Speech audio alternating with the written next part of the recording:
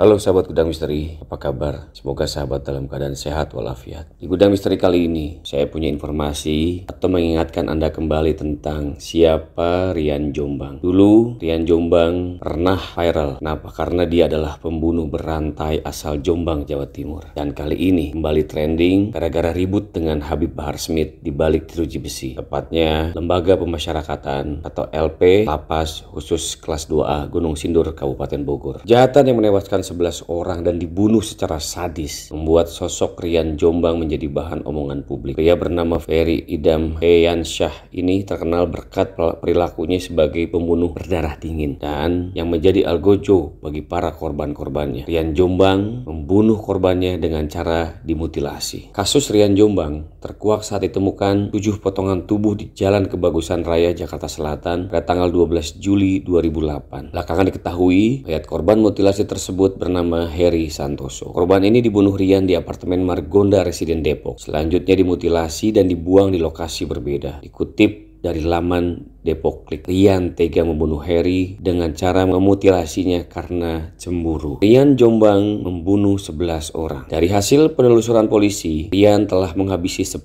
orang lainnya, dimutilasi dan sebagian potongan tubuhnya ditanam di halaman belakang rumahnya di Jombang, Jawa Timur. Pembunuhan di Jombang dilakukan Rian dalam kurun waktu 2006 hingga 2008. Berbeda dengan kasus Heri, aksi brutal Rian di Jombang didasari motif ekonomi. Walaupun ada beberapa kasus yang dilandasi alasan yang lebih personal, sadis. Rian Jombang divonis hukuman mati. Pada April 2009, Majelis Hakim Pengadilan Negeri Depok menjatuhkan vonis hukuman mati kepada Rian. Kemudian keterangan Majelis Hakim, Rian terbukti bersalah atas pembunuhan berantai dengan 11 korban. Rian Jombang memiliki pola dalam menghabisi korbannya. Menurut penuturan polisi, Rian memiliki pola saat merencanakan pembunuhan terhadap para korban. Caranya, Rian bertemu korban di suatu tempat dan mengajaknya ke rumah. Beberapa lama kemudian, entah siang atau dini hari, barulah Rian membantainya. Aksi ditutup dengan merampas barang-barang berharga milik korban serta mengubur mereka di halaman belakang. Korban Rian Jombang terpikat dengan rayuannya. Mayoritas korban berhasil dibawa ke rumah Rian karena terpikat dengan rayuannya. Di luar motif ekonomi dan cemburu, aksi brutal sang jagal dari Jombang tersebut juga didorong rasa trauma masa kecilnya yang tidak bahagia. Korban pertama Rian Jombang dengan cara dibakar.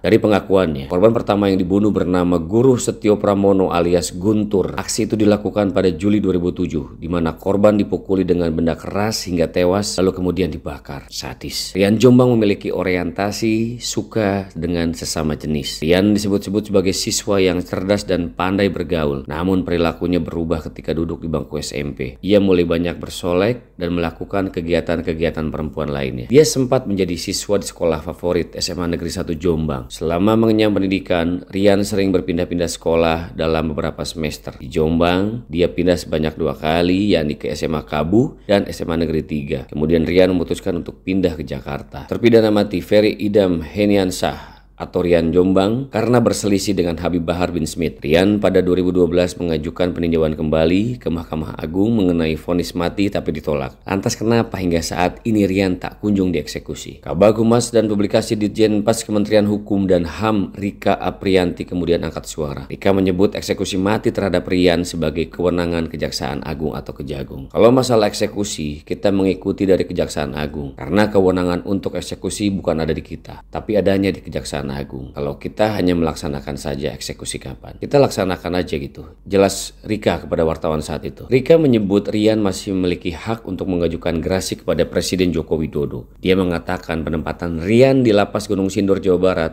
telah sesuai dengan aturan. Saya masih cek alasan PK-nya, tapi yang pasti dia masih punya hak untuk gerasi dan penempatan di lapas itu masih sesuai. Karena hukuman mati itu ada di beberapa lapas, kata Rika. Selama menjalani program pembinaan, Rian Jombang disebut telah mengikuti semua program. Dia menjelaskan bahwa perselisihan antara Rian dan Habib Bahar telah diselesaikan. Selama ini Rian mengikuti program pembinaan, tidak ada permasalahan selama ini juga. Adapun konflik itu kan di luar saja di masyarakat. Kita itu yang namanya perselisihan, apalagi di dalam lapas, perselisihan dua orang yang berbeda. Ada berbeda pendapat, salah paham itu sudah selesai dengan damai, katanya. Rian Jombang diketahui divonis hukuman mati pada 2009. Majelis Hakim Pengadilan Negeri Depok menjatuhkan hukuman mati terhadap Rian dalam sidang 6 April 2009. Rian terbukti bersalah melakukan pembunuhan terhadap Heri Santoso di apartemen milik Novel. Rian terbukti bersalah melakukan pembunuhan terhadap Heri Santoso di apartemen milik Novel, teman Rian di Margonda Residen Depok. Tidak terima, Rian mengajukan banding dan kasasi, namun di 2 tingkat peradilan ini, Majelis Hakim tetap bersikukuh Rian harus dihukum mati. Masih tidak terima, Rian menggunakan upaya hukum luar biasa, yaitu peninjauan kembali dan tetap kandas. Menolak PK Ferry Idam Heniansa alias Rian bin Ahmad, tulis panitra dalam website MA. Perkara tersebut bernomor register 25 PK PID 2012. Rian diadili oleh Majelis PK yaitu Artijo Al-Qotsar sebagai ketua serta 2 hakim anggota, Gayus Lumbun dan Salman Lutan. Diputus pada 5 Juli 2012. Rian juga diketahui membunuh 10 orang yang dikubur di halaman rumahnya di Jombang. Dia adalah salah satu pembunuh berantai di Indonesia yang cukup sadis. Semoga tidak ada lagi pembunuh atau korban-korban lainnya. Baik sahabat Gudang Misteri, segitu dulu informasi dari saya. Semoga informasi ini bermanfaat dan jangan lupa like, komen, dan juga subscribe dan share untuk sahabat-sahabat lainnya. Sampai ketemu lagi di Gudang Misteri berikutnya. Terima kasih.